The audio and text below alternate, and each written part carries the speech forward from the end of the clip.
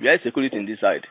Everybody know that and we're better man in Nigeria. Yeah. Okay. Yeah. We're better man. This guy na Okwuruora, Daruru, Oeba, umuaka. Yeah, he came to umuaka because when he came, Obu he lost, and our security is any security personnel. He he lost, but all look so tangible and all look somehow suspicious. You know. Okay. The process. biko nụ ndị be anyị ụmụnne m ndewo nụ amakwa m na onye ọbụla na ọfụma n'ụbọchị nke taata biko na anyị ma na mkpụrụ ụbọchị one na one gara aga ka Okwuruora pụta wee kwuo ka ndị ọtọ mmadụ si wee tọrọ ya wee mee ya nke a wee nachakọrọ ego niile dị na ụlọ akụ ya mee udo sikwa na ha etighi ihe na ọtụtụ ihe niile o kwugasịrị ebe a anyị ememe ihe onyonyo a kịta ndị a o si na ha tọrọ ya apụtago wee kwuo ka ihe si wee mee onye isi ha pụta wee sị na ihe mekwana ha ji wee duru ebu na maka ụdị ụgbọala o bu na ọ na-abụ ha fụ ụdị ụgbọala a ha echee nọ ndị amị ma ndị ihe na ndị uwe ojii so mgbe ha fụziri ya wee kpụrụ ya wee baa ebe ha dobere ya wee fụ na ọ bụghọ onye nsogbu na ọ bụghọ na onye na-enyere ndị mmadụ aka na-eme ihe niile n'obodo ha wee sị mba sị emetụkwana ya aka si emekwana nka wee chịkọrọ ekwentị ya niile ha weburu nye were ihe niile ha wee sị ha biko nwanne anyị nwoke o nwee ihe ị ga-achọrọ anyị wee sị oke na ọ ga-enye ha 500,000 mana ha nye ihe o nyeziri ha bụ 400,000 mana ka o si wee pụtazie wee na-asịzi asị n'efere mba ụwa na ndị a jiderie wee nakọrọ ya ego niile dị n'ụlọ akụ ya even kechie ya anya mana ndị a sị na ha ekechighị ya anya na mgbe ha matara ụdị mmadụ ọ bụ ezigbo mmadụ ọ bụ maka ha na-efolie na soshal midia onye isi ha wee sị biko si hapụkwa onye a na o nwekwa ihe mere onye a na be ha na obodo ha ga-atụgbu ha na etu a ka ha si wee durukwu ya ka ọ hapụ inwe ihe mere dupie ịghọtago n'okporo ụzọ ka o jiri nwayọọ naba na ha gbagwojuru ha anya ka o si wee pụtazie wee na-asụ ụdị asị ọ sikpodoro ha ji wee mee nke a mfat ọ ka mma na m hapụrụ unu ka unu gee ndị oyibo si ka anyị gee from the horse's mouth biko nụ gezienụ ntị n'ọnụ horse ka horse jiri aka ya kwuo ka ihe si wee mee and based on ihe onye isi ha na-ekweba na ọ bụrụ na Okwuruora apụtaghọ wee kwugharị ihe niile asị niile ọ sịkpodoro na ha ma mgbaghara ya na ihe niile ọ kpọrọ ha si na ha mee nka na ọ bụrụ na o kwugharị eziokwu na ha ma mgbaghara ya biko nke anyị gee ntị. My brother, good morning. Good morning. Yeah, onye gị na-ekwu Mr. Fineman, fine boy. Are you Mr. Franklin by name? Yes. Okay. There's someone that sent me your number. Let me speak my language. I'm Igbo guy. And when I send your line, and I would like this thing I'm telling you to be recorded. You can put it in record because it's important. Okay. Yeah. If you put it in record, you let me know. If your phone is being recorded, just let me know. It's a man. I'm like if you're not gonna keep here in record with reason. Okay. No, let me record it now. Okay. Hold on, my brother. Be recorded. Okay, my brother. Yeah, I got it. Record. Okay. Yeah. I'm Mr. Fineboy. That is what is it Omero or something like that is a man. Okay. Yeah. One of the commander when I show you I'm one fine man, not if you understand what I'm saying. Okay. Yeah. Because this is what I'm hearing now. Something like that. Okay. Yeah, because I wanted to debunk this now. I know how I got your line because I'm not going to contact Imo State. Umuaka, yes. Yeah, so umuaka. Come direct to the point. The day, we are security in this side. Everybody know that and we're better man in Nigeria. Yeah. Okay. Yeah. We're better man. This guy na Okwuruora, Daruru, Oeba, umuaka. Yeah, he came to umuaka because when he came, he lost, and our security is any security personnel. He lost, but all look so tangible and all look somehow suspicious. You know. Okay. The process. My boy is not coming that then when some healers also bigger this side. We're thinking that maybe all those people coming to attack, Abraham may attack. You know, but the healers on the information we're having is the only one is the one healers. Master, but all of that there were email attack. They can't easily use one healers. Then we'll use more. The healers when they come is a more tanker. I make a healers like I will few, but a more tanker will be like 20, 30, or 15. Okay. Master, okay, maybe before another fire, I think I name innocent people. Something happened to them. That's okay. Let them first check check very well. That whether I'm okay. The information we have that don't want and not go stand. I'm sure this guy, you know, after a hold with this guy. Hello, that's Okwuruora by name. No moment to others. They say now forward the name for me. Let me follow this guy online. I'm this guy. Happen here. After me, money, come matter more the person now. Okay, I was like 30 minutes because my problem me. Abraham time. I wait like 30 or 35 minutes because such too close. You know, boy, if you are saying a nigga, I'm going to take some compensation here. Yeah. You know, after everything, when conversation, Mr. Okwuruora, like him, that's okay. Major, anyone, yeah, one person, umuaka.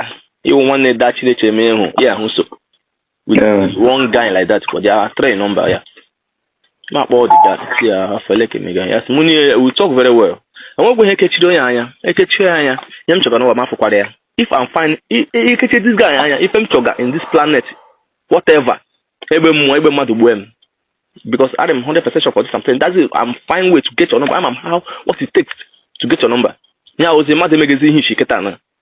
This guy again. You know, who this guy? Money which I may have address so much fine. Ma join my boy, ma join all those guys. And when he no I see Muhuji Mote and some of him phone. That's and some passports. Ma say ma go and say when everything belongs to this guy and hand this guy over. In my presence there, I didn't left. We go to just park here. Okay. With a phone near. It's a 12 phone. One iPhone, Samsung, and one Redmi. So when they call so young to one phone, and you only call so young to the 2 phone here. Master Len Hall so on young motor here. That is Takuma or something like that. One Takuma. Yeah. That's okay. Boone Hill or Sonia B. So Hill or Sonia B. My is the matter for say I'm going to what game in anyone. I'm the one that said the same man game in anyone game in anyone. Yeah, I say master equal one bag of rice of an goal. This is what I use. That's him. Why who check in account here? I will have to do. I must know me on that dress. No, my man. Equal and carry man or them. I can't try that option. Or yes, I went to him. You're free to go. Yes, smoking. Okay, yeah, you draw on the 18 day. On a corner. Ngamno. Sure, give me 500,000 naira. Okay. Now, oh, it's not 500,000. I'm talking about man who carry. Come on, no, even move him to boom. If we matter one that him natural. Yes, so me phone. So they 500,000 naira. Master fine. And they talk the 500,000. Master come on, gamin na hoku. Not so getting 500,000 naira. Only obala money. Why? May house now we hearing the Hamahati, I'm a high test now. I'm also now because we are into law here. Map my driver out. Reaching the next day. Now my boy, I became hand there. I say, Oga, now who's the 400,000 naira?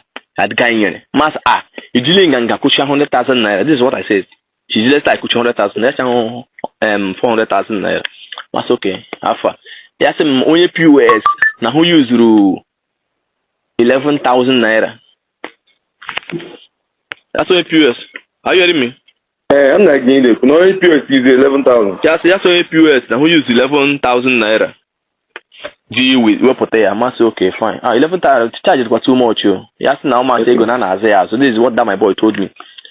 Yeah, you know it's me 389,000.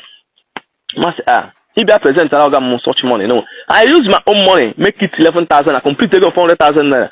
Even by my side, we now have some costs that we have some expenses reaching almost 1.5 million naira expenses. And I called my boss, okay, to help me transfer 1.1 million. Can we go this guy in here 400,000 naira? Can we just solve that problem in here? I'm gonna send them the money. Maybe they go. This guy in a rubbish with 400,000. But what I wanted to let you know is that now this guy, what he told me in face, not giving me 500,000 naira. But to prove this thing, not to me find out the POS who made this thing now. Come here, let me print alarm out. Let me confirm what this guy is saying. And I print it out. I'm a talk away. Maybe I will send you my WhatsApp number. Send this for you. And this is okay. My old kidnapper. Near motor, near phone here. onye we kidnapper ekechihu mi anya or kwashi this guy na mkpọrọ ọbịa inside the barrack or whatever or inside camp chikoke abịa ala megide m this guy anọ n'ụzọ ihe eme na hall people crowd is there I don't know bad ụmụaka ga-agba ọsọ ọ sị m ụmụaka ha wole go stand elebe ụmụaka mo go stand people are moving people know us I know they hide my okay my way kidnapper share my TikTok account share my WhatsApp account share my WhatsApp number onye ọzọ mezewo masị okay I am number ya nye m number ya so far that I'm calling this guy is not picking my call and I will make a video with name ya ebe m na oge ya after this thing now maybe if I have your WhatsApp number when I'm making the video I'll call you ya ha gaele m ọhụụ number ka m na-akpọ I collected the okay my way kidnapper nara ya number ya alawa say this guy ga-alachi back say ụmụaka ha wole go stand na ọ bere ebe kidnap wa ya ọ kwasha ọwụ this guy na 500,000 naira ka ọ sendere ala ya megide m but ya ọwụ 500,000 ya emejibi ala ụmụaka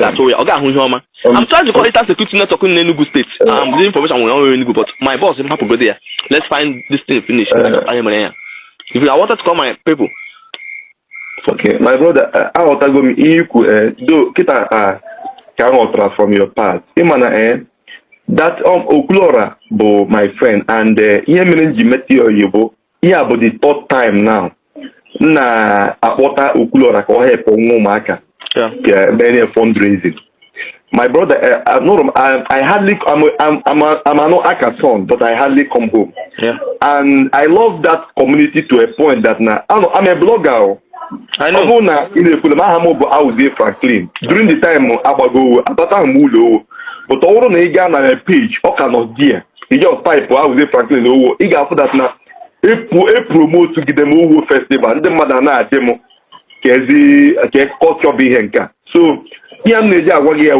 to tell you how much I love my village and ọ bụ na akpọrọ m ụmụaka achị agịdị m na-akpọta onye ga-eme fundraising you understand na nke wee eziokwu that na ihe mere o jiri ka some people bịa sef ka ha bịa kpụọ ma ịgwa gị eziokwu ebere m akwa ahụ ihe njide akwa ahụ that na mgbe ihe a na-eme that was in the night ka ịma onye dupụrụ mmadụ ije ọnwụ na oge elu aha gide eru gị ala so I was worried because I was on Facebook na share that live broadcast ahụ so mgbe Okwuruora pụziri online I wanted to call Okwuruora ka m gwa ha ụzọ ha ga-esi gbara batawa because they supposed to sleep in Owerri that day mgbazie nọmba ya daga so ke nje gburu m ndị worry na-agagharị agagharịgidere m ihe ahụ with my friend ọsị nke amụda say that na ama ihe mezi nọmba Okwuruora ma nke friend ejide aga that's m okay na m ka amụda so ọ na-eweta aka ebe maybe ebe 8 or 9 o'clock thereabout amara m if I'm not mistaken with a message from him that he was kidnapped. Okay, wait. Ele mo gwa so daru eba. Na me choro igun. Ogwaro m okay. Kidnap or ya. Kidnap Okwuruora, Ele ma kini anwetesi call. Okay, na get nothing. I watch your post the screenshot of my conversation. I'm a very transparent somebody. Yeah. Do you understand me? And obu na ndo maka for that now. The chat of where Okwuruora told me that he was kidnapped, I posted it. Yeah. Do you understand me? Yeah. So to tell you that I was just worried about him. I don't know the situation. I'm not the kidnapper, but if I go to the bro mother, only if somewhere, go get that na a kidnap. My brother, you know that you never feel okay. Yeah. You understand me? My brother, so if you have a program, I am sorry, Wagon. Okay, Okwuruora is not being kidnapped. Okay. Okwuruora is not being kidnapped. We saw Okwuruora. Okay. Oh yeah. I personally introduced myself. Who am I to Okwuruora? Okay. Just send this year my my way a kidnapper. Share my TikTok account. Okay. After when I met you will see same number. Masa mapoya. Mapowa. For a kidnap Okwuruora that they release it that day. Hey, check no winning. One way say I'm winning he game nine. Oh munegele game just hey. Na ho na refe amma. Then the ho na refe amma winning. Yes, we talk but you do me and one play you. Now we sharp put na money no there. I have close to me. You always man this video where you watch me mokurie. The next day na gam pick one that guy out of the street. smart one now has that guy. Come to that guy say because he was there because that's one of my boys say my boy say now me one guy matter in here there you go umuaka on the way going yeah one this guy na uchi to the move I make video call with that guy say ahune ya aza I make map ya ja ya mshi ahune this guy le onye ekuru ma for my boy this video that guy watch say ekuru ahume na had him apa hu jo no shi no ga 500,000 na na hu jo no so ga ma say le hu na shiri ya ego ni no nwere also I know that's I want to make content creator ba. What are you raise the fund? I want to get raise my fund. Gaga na chọpụta ahụ shi na 500,000 na Okwuruora ime pro so ga enye yin. Oga, e sure be no ihe ba mi. National oyo ojo ka gị na me ga ihe. Nwanne le enwe nchoka. Ebe mmadụ gwe m ya ihe ngwa. Ike ndị daga gị chọpụta ihe ngwa gị na ebe asị na ya. Ebe na ebe ochie bịa. Otu na my freedom. Maripanda here. Okay. I'm not silly. Check his name to find the way to get your number because I'm the comment he make and then make one game to make it. I tell me one game na chokwana. One goes something nothing. It trash that's your Okwuruora akuru. I tell one way come on at the game quick. That's how everything is. Imro ma one because imana asa akoro egero. Do you understand me? Akoro egoro niye no dey biko Okwuruora get to bank na ya ga print ego la na that day na that day also tax ya ga print na ya put actually pe go le print account that day iwe god oh ya kokwalu nde na na ego sama nde ona mu ego that guy do ya ha tatula ha ego nwe ozo no ya cha fine but o ka tikpo Okwuruora ju ashi enwe he mere nde na ego why can't okay give one send that your people or with that we ayoma awanya ma je ju nde Okwuruora to ego nde na ego nde ahụ shi na hu nde na 5 naira kawa nwanne machine Okwuruora kwuru ewe okwu nwa onye na 5 ibn Okwuruora Chineke biko why Okwuruora ọ ga am not happy with Okwuruora aga dey there even ahụ mo so nkwa ko ku something na let him go so nkwa that not washi o na ego ni no nwere ihe no dey bụ Okwuruora biko ọ na-enwe ebe o mejọ biko anmas gị biko gbara biko my brother ebe o mejọrọ let me be honest with you ebe o mejọrọ na awọ dan na mu use umuaka how all a good can came to umuaka whatever let me go stand drop on side the be hu nume drop on go let me just I want to hit a point for you because I'm sitting you get it online draw ego la na that day ya ga bank na o ya take phone ya will take the alert what ya draw ego la na that day upon that na draw ele ebe ya hu nume you to go me no be akpama now to bring that thing down weke weziokwu no ya jaka show be in that 500,000 naira this is only my own this is only my problem if not even if we got our freedom tomorrow I will still put it on my boss table I really mean it oh what be propaganda everything will not even trash it and I get the bunker but I won't now social media I share everybody being social media I have contact same with contact creators same with many people I have connections because calm down ka ga-echi gbanye ọka ịma na ọ dịrọ mma ote iwe na-ewe gị kịta na aghọtago m because ọ dị m ka maybe iwe na-ewe gị based on that na ihe okwu abụrụ ihe meenụ and ya na onwe ekwe ịma na at a point aga m dị confused ma mgbe a sị na kidnap at a point I called him for the second time say nwanne ka ebe pikiri gị ihe a ọ repeat kwe that na he was kidnapped in umuaka which I was a little bit confused, even to a point also that na that guy one Charlie, I think Charlie that now they also came and pick him. He was I didn't pose that. You know what really kidnapping na ya go dey more phone. Na say kidnap from man. Maybe go ya motie ni all him belongings. Na go men. Yes. Takuma. Na wa gi ho gwa. Maybe na kita ka ngota you. Ima ihe disi ya koro egero. Okwu na agwa m kịta na I'm very very happy. Matter how happy I am because sometimes on abu ịchọ inweta the fact a balance here the thing. And okwu na-ekwu kịta na I'm picking it and for the fact that in the pick here I will talk to him. I want nobody has monopoly of wisdom. One on here guy na azo guy na juwa hapo if hapo juande ya muso bia all those presidents so be so aga bank we so because there was everything happen in the present. Okay. Only you make us just for ofu friend dey anye mmanya cool that sagba nke eziokwu play this my voice ejoku ga put in share Okwuruora ego le ko me because all of them are there when this thing happen also na ya be every who dey show ogwo Okwuruora bakwa na barak or ya be any camp anything oga him chokwa one hu kware That only that place ahụ ya or ya kpọbata emega hall na-akụ there because mam drive come here na the hall there and every people are there na onye gbagbafe njugo crowd is there ụmụaka wose go samba buto ịmana biko buto I will talk to him biko buto iwe ga-adị n'ọkụ ịmana sometimes we can mad out of anger, but I want to go maybe you have a point.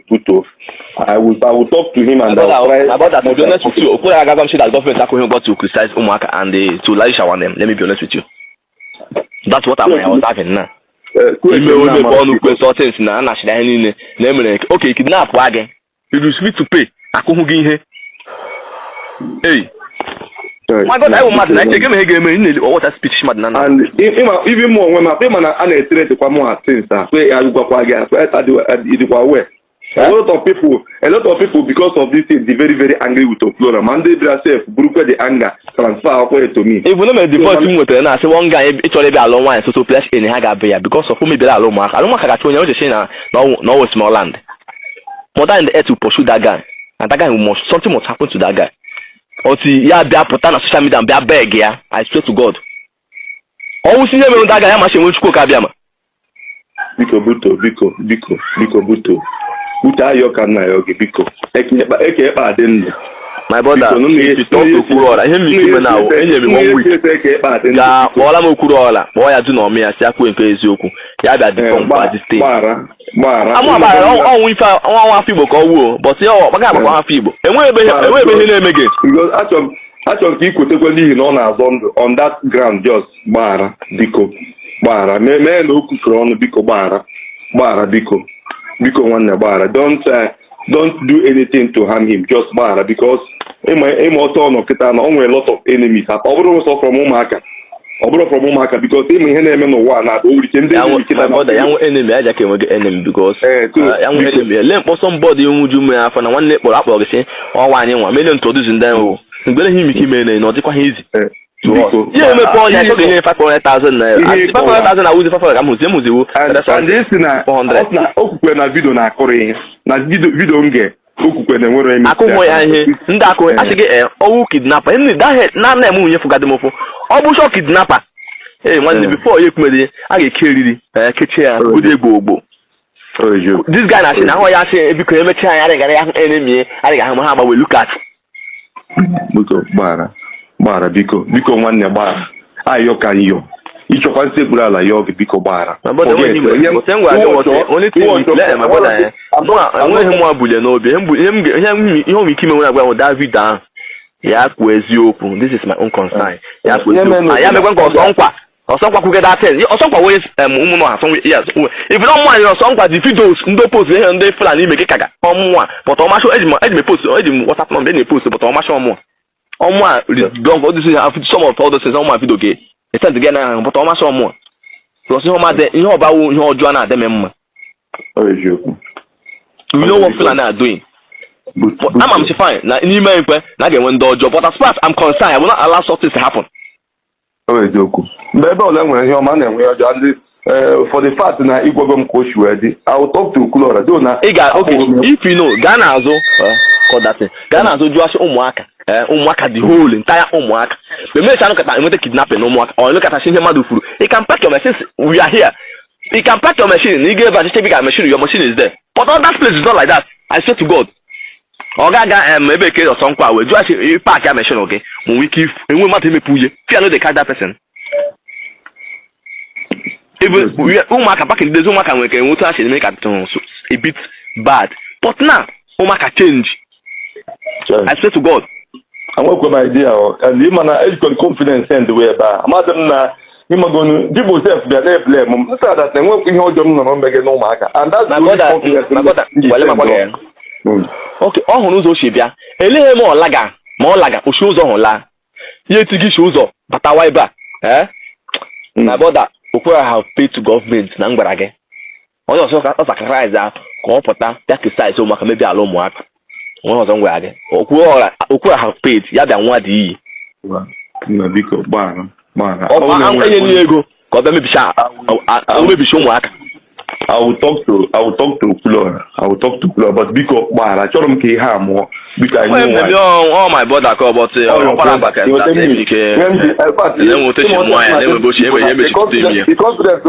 we are talking and because more one step I don't come at a point to job and then I went in after now mbato maka I gave my game make one brother na kezi ihe bụ my offense kwana n'ihe niile ya bịa m ka nzọkwana nwaanyị ndụ biko ebe ọ na-ehụ na na-ekwu na biko help ọmụ ka anyị wapụ ma achọọ m nsogbu I don't want problem ọsọ ịhụrụ dị only thing na-echere ụmụaka bụ ihe ọma enwebeghị ife ọjọọ adị na-echere ụmụaka ihe ọjọọ ihe a bụrụ the first time myself this girl a na-akpọ Tobia ọmụa kpọtara Okwuruora eme fundraising ndị ụmụaka sef amadị ọmụa kọnetiri Okwuruora sị biko ga help ọnwa ụmụaka bụ Tobia ọ sị na akpọrọ that guy na anaghị ego atụtara ọ biko enwere somebody make us na bịa human beings ndị atụrụ ego jụọ ha meme 5 naira kwụ na the account Okwuruora kwana onye pọnt ka m chọrọ hit gele gị na pọnt m hit gị ọ dị serious jụọ asị this guy atụrụ ego kpọọ na ya jụọ na asị enwe ndị nna gị ego kpọọkwa Okwuruora asị ego ya ka ndị nna gị ya kwuo eziokwu kolonia a mesendela gị today I will bring at a time chọọ a POS ime that 10 ihe m the receipt I will forward it for you. Let's be honest. Can I put I will find way get your WhatsApp number. If it is a WhatsApp number, or you can make it a WhatsApp number. I add that with my international line. Send that again. See it. I will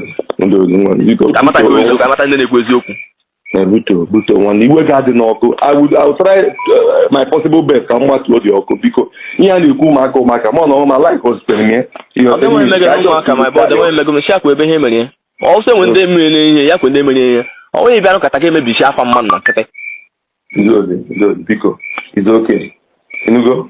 And more than one point because protest and I don't want to be involved. What do you my brother, I watch what he said. I will always be online steady. I fine boy will always be online. So don't hold up on that day. Don't fine boy. I'm face to face. I'm the fine boy. I'm saying making all much time. Yeah, God created me. Why won't I be fine? You do like you all got them. That the guy is too fresh. Yeah, one.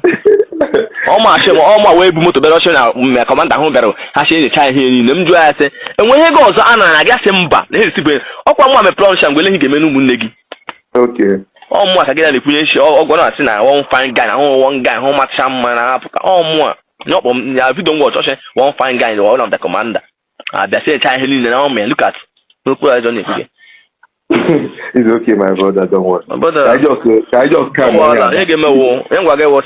I call, I'll hold your line. And when I called you, I asked you whether is your WhatsApp number. My gabaria for that game in the POS. I'm not behind me, but I'm a top of that today. I'll be sure taking all my time. I will bring it and forward you the account. My gamma saying 500,000 could be more washing my way show. It's okay. 500,000 I go to and that's back here. Volunteer. Not force.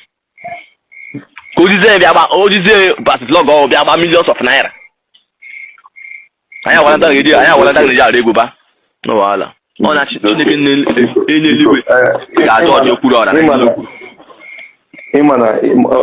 out of anger,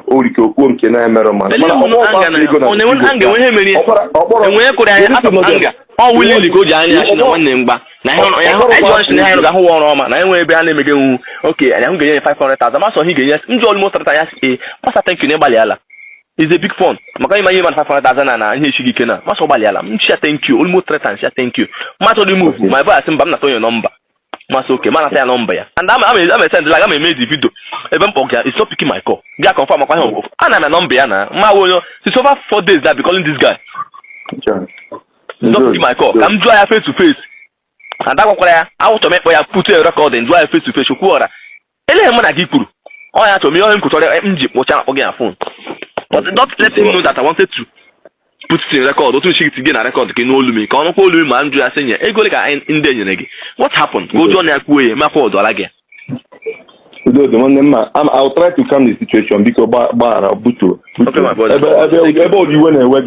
Buto, and then that happened more about no market. One now, I'm about that Namosa Manumo. Mama, that's I don't have Baba Zabi or such a big young gun.